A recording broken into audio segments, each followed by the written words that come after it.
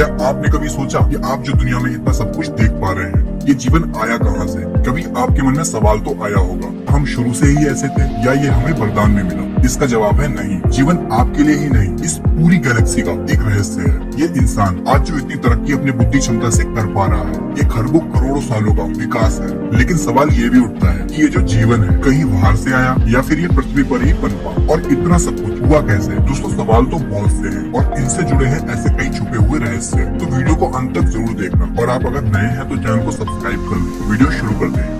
Life इस दुनिया की ऐसी उपलब्धि है जो दुनिया के हर एक कोने में है। पृथ्वी पर हर एक जगह पल और फूल रही है। आज इन सभी प्राणियों में से हम यानी मनुष्य बहुत बुद्धिमान है। ये इससे पता चलता है कि जब इस समय कोई भी प्राणी जो अभी भोजन के लिए संघर्ष कर रहा होगा, वहीं हम इंसान आज मंगल पर रहने का सपना देख रहे हैं। वैज्ञानिकों का मानना है कि पृथ्वी पर जीवन की शुरुआत होना महज एक घटना थी जो कि 4 अरब साल पहले घटी थी। हमने इतने सालों में इतना विकास कैसे किया? चलिए आपको समझाते हैं। इंसान जो आज इतने आविष्कार कर रहा है, आज हमारे पास सब कुछ है। हम आसान भाषा में कहें तो इस पृथ्वी पर इंसान आज सबसे ताकतवर जीव है दोस्तों। लेकिन हमारे जीवन का विकास काफी रोमांच और कठिनाइयों से भरा रहा है। आज इस वीडियो में हम आपको वक्त में पीछे लेके जाएंगे, जब यह दुनिया महज एक आग का गोला था, और कैसे जीवन की शुरुआत से लेकर हम अब तक इतने बुद्धिमान जीव बन पाए। तो आपके सवालों का जवाब खोजने चलते हैं वक्त में पीछे। अभी से करीब 4 अरब साल पहले पृथ्वी बस आग का एक गोला था। हर जगह बस गर्म लावा था। चारों तरफ गैस और मिट्टी के बादलों ने पृथ्वी को चारों ओर से ढक रखा था। इसे ऐसे देखकर ऐसा लग तो नहीं रहा था कि यहाँ कभी आगे जाकर इतने विकसित जीव होंगे। वैज्ञानिकों के द्वारा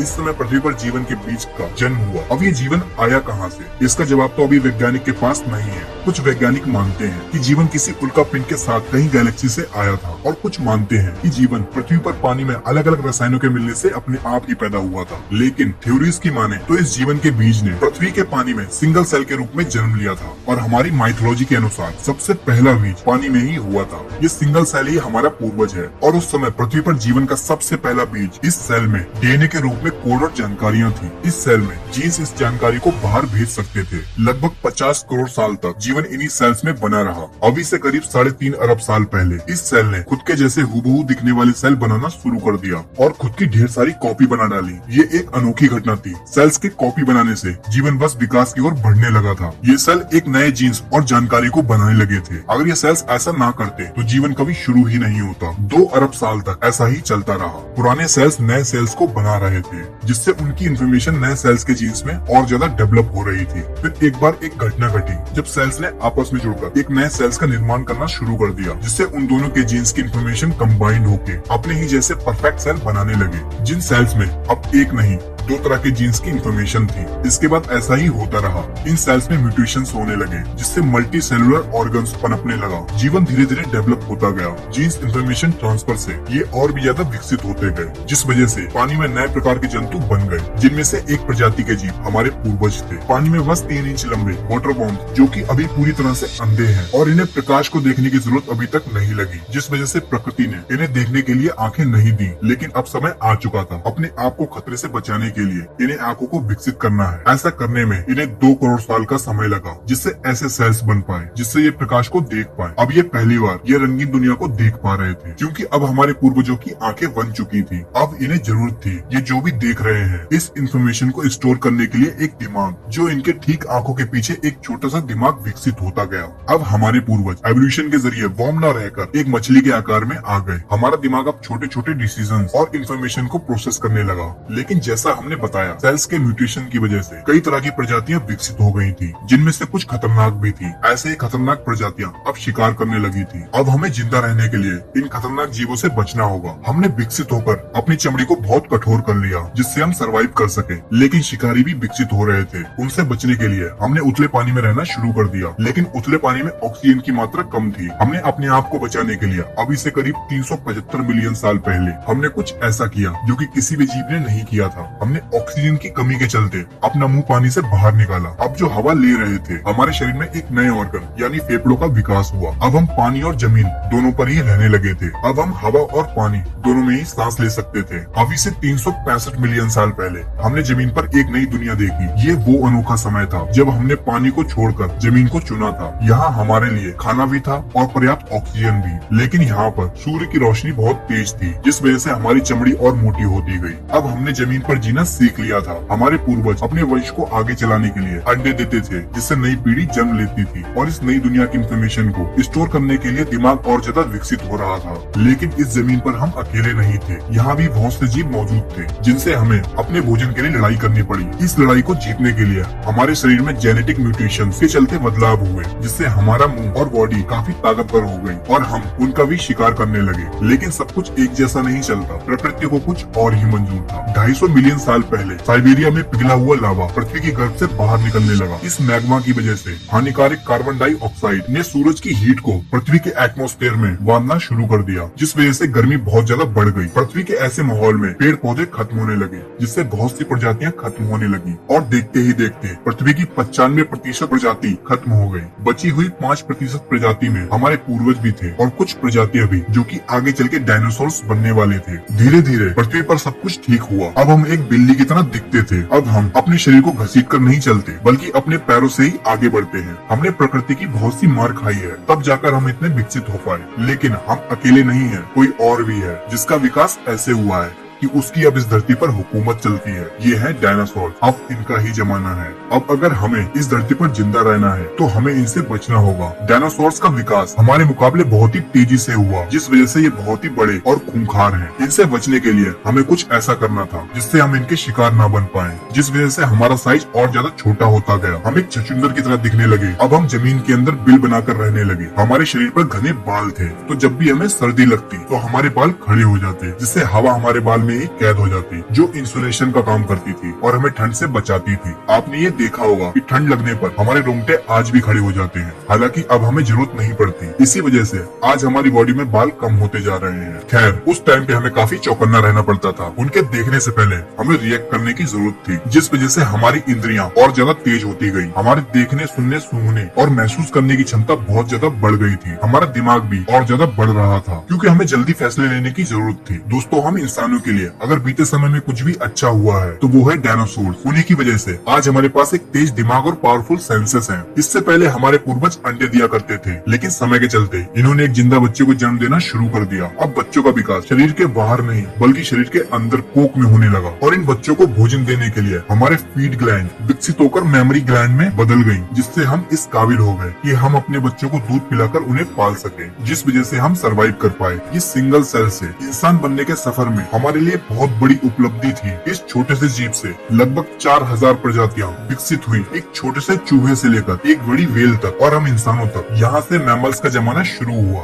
लेकिन अभी भी पृथ्वी पर डायनासोर्स का ही राज था। फिर एक घटना हुई। अभी से 65 मिलियन साल पहले पृथ्वी पर एक माउंट एवरेस्ट के साइज की चट्टान गैलेक्सी से आई और मैक्सिको की खाड़ी में जा टकराई। उस एस्टेरॉइड्स के टकराने से पृथ्वी पर एक महाविनाश हुआ। धूल के बादलों ने पृथ्वी को पूरी तरह से घेर लिया और जगह जगह पर ज्वालामुखी फटने लगे और बहुत ही खतरनाक भूकंप आने लगे। तापमान बढ़ने की वजह से डायनासोर जल के राख हो गए। ये समय इतना भयानक था कि हमारे पास एक ही चारा था, धरती में बिल बनाए और खुद को बचाएं। सौभाग्य से हम इन सब में पहले ही माहिर थे और हमने ऐसा ही किया। पृथ्वी पर सारी बड़ी प्रजातियां खत्म हो चुकी थी, बस अब छोटे छोटे जीव ही बचे थे, जिसमें से हम एक थे। लेकिन नेचर का एक नियम है, न्यू क्रिएशन, और कोई भी न्यू क्रिएशन से पहले पुराने निर्माण को खत्म होना होता है। इस महाप्रलय ने हमें इवॉल्व होने का मौका दिया। इस प्रलय में छोटे छोटे कीड़े जैसे कॉकरोच आदि सरवाइव कर गए। अब हम जिंदा रहने के लिए केवल यही खाते थे। इन्हें ही खाके हमारे पूर्वज ने खुद को आगे बढ़ाया और अपने आप को जिंदा रखा। आज हम धरती पर हैं, तो इसमें बहुत बड़ा हाथ इन कॉकरोचों का है, जिनको खाकर हमारे पूर्वज जिंदा रहे। उस समय हमारा साइज 6 इंच का था। धीरे धीरे पृथ्वी की परिस्थितियाँ फिर से बदलने लगी। महाप्रलय को अब 5 साल बीत चुके थे। पूरी पृथ्वी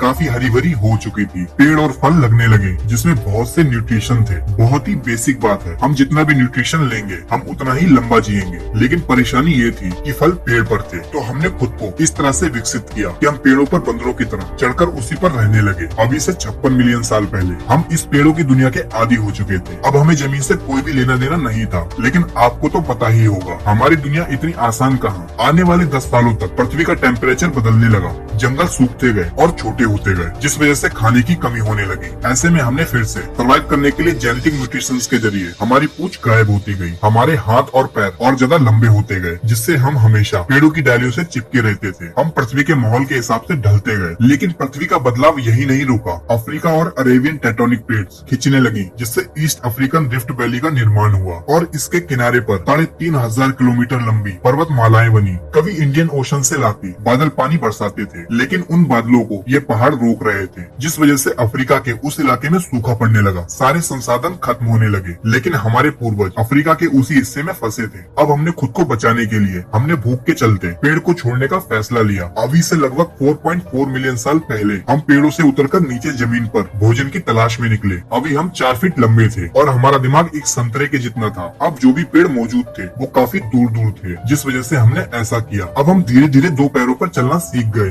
जिस वजह से हमारे हाथ आजाद थे, जिससे हम नीचे खड़े होकर पेड़ से फल तोड़ लेते थे, जिस वजह से हमारी ऊर्जा इस्तेमाल नहीं हो रही थी। आने वाले 1.2 मिलियन सालों तक हमारा क्रमिक विकास होता रहा और हमारा शरीर इस तरह से विकसित हुआ कि हम 2 पैरों पर और तेज भागने लगे और हम आसानी से खाना पानी खोजने लगे। लेकिन 2 पैरों पर चलने की वजह से बच्चे पैदा करने में कठिनाई आने लगी, जिससे पूरी तरह से विकसित बच्चे को जन्म देना आसान नहीं था। फिर सेल्स म्यूटेशंस के चलते हमने ऐसे बच्चे को जन्म देना शुरू किया जो समय से पहले ही पैदा हो जाते थे। माँ की कोख में बच्चे का जो भी जरूरी विकास होना होता और बचा हुआ विकास जन्म के बाद होता। आपने देखा ही होगा, हम इंसान एक ऐसी प्रजाति हैं जिनके बच्चे जन्म लेने के बाद भी कमजोर होते हैं, जिनको अपने पैरों पे चलने में महीनों लग जाते हैं और माँ को अपने बच्चों को सालों तक दूध पिलाकर पालना पड़ता है। लेकिन आप देखेंगे तो जानवरों में ऐसा नहीं होता, उनका बच्चा जन्म लेते ही चलने लगता है। अभी से 3.2 मिलियन साल पहले हम अपने 2 पैरों पे ही चलते थे, लेकिन हमें जंगली जानवरों से बहुत ज्यादा खतरा था और हम जंगली जानवरों से तेज भी नहीं भाग सकते थे। लेकिन हम अपनी बुद्धि के दम पर उनसे बच तो सकते ही थे। हम लगातार बुद्धि का इस्तेमाल करके लगातार बचते रहे और समय के साथ हमारा दिमाग और ज्यादा बड़ा होता गया। अभी से 2.3 मिलियन साल पहले हमारा दिमाग पहले से 2 गुना हो गया था और पहले हम होमो हैबिलिस थे, जिन्हें हैंडीमैन भी कहा जाता था, क्योंकि इन्होंने ही सबसे पहले पत्थर के हथियार बनाए थे, जिनका उपयोग हम अपने शिकार करने के लिए करते थे। ऐसा हमने अपनी दिमागी क्षमता से ही किया था। ये तो बस एक शुरुआत थी, अभी तो हमारे द्वारा बहुत कुछ बनाया जाना बाकी था। समय के साथ इन पत्थर के हथियारों को इस्तेमाल करते गए, उतना ही पत्थर को पकड़ने के लिए हमारा अंगूठा विकसित होता गया, जिससे हमारी पकड़ मजबूत हो जाए। और आज भी जीवन में अंगूठे का बहुत उपयोग है। अब बिना अंगूठे के कोई भी काम नहीं कर सकते, मानो हम अधूरे ही हैं। क्रमिक विकास चलता रहा और आज से 1.8 मिलियन साल पहले हम होमो इरेक्टर बने। अब हम हंटर बन चुके थे। हम खुद ही शिकार करते थे। हम साथ मिलकर शिकार करते हैं और साथ मिलकर ही खाते हैं। फिर एक दिन आसमान में बिजली की वजह से जंगल में आग लगी, जिसमें कई जीव मारे गए, लेकिन ये आग हमें ठंड से बचा रही थी। और जो जीव आग में जल के मरे थे, हमने पहली बार पका हुआ मांस खाया, जो कि हमें बड़ा ही अच्छा लगा, जो कि पचाने में भी आसान था और चबाने में भी। हमने आग को जलाना सीखा। ये खोज हमारी दुनिया को बदलने वाली थी, क्योंकि प्रकृति की शक्ति अब हमारे पास थी। आग हमें दूसरे जानवरों से सुरक्षित रखती थी और हमें ठंड से भी बचाती थी। और सबसे खास, हम पका हुआ मांस खाने लगे, जिससे हमें ना तो पचाने में ऊर्जा लगानी पड़ती और ना ही चबाने में। ये सारी शरीर की ऊर्जा अब हमारे दिमाग को और ज्यादा बड़ा और होशियार बना रही थी। लेकिन अभी भी हम एक दूसरे से कम्युनिकेट नहीं कर पा रहे थे, जिस वजह से एक दूसरे को समझ पाना मुश्किल था। लेकिन सेल्स म्यूटेशंस ने हमारी जरूरत के हिसाब से गले के मसल्स को बदल दिया, जिससे हम तरह तरह की आवाजें निकालने लगे। अब हम बोलकर एक दूसरे को कम्युनिकेट कर सकते थे। अभी से 4 अरब साल से सिंगल सेल से सर्वाइवल की जंग लड़ते हुए विकास क्रम से सबसे आगे आकर इस पृथ्वी का सबसे बुद्धिमान जीव हम बन पाए। हम मनुष्य, हमने पशुओं को पालना सीखा, खेती करना सीखा, हजारों आविष्कार किए, चांद पर पहुँचे, मंगल पर जाने की तैयारी कर रहे हैं। हम यही नहीं रुक रहे। आप रोज एक नई आधुनिक टेक्नोलॉजी की नई खोज सुनते ही होंगे। इतना सब कुछ हमने 4 अरब सालों में सीख पाया है और अभी भी सफर जारी है। लेकिन क्या हमने कभी ये सोचा, जिस धरती या पृथ्वी पर हम रहते हैं, ये कैसे इस लायक बन पाई कि जीवन को पाल सके? अगर आप ये जानना चाहते हैं तो कमेंट सेक्शन में जरूर लिखें और चैनल को सब्सक्राइब कर लें। और आपको वीडियो अच्छी लगी हो तो लाइक करें।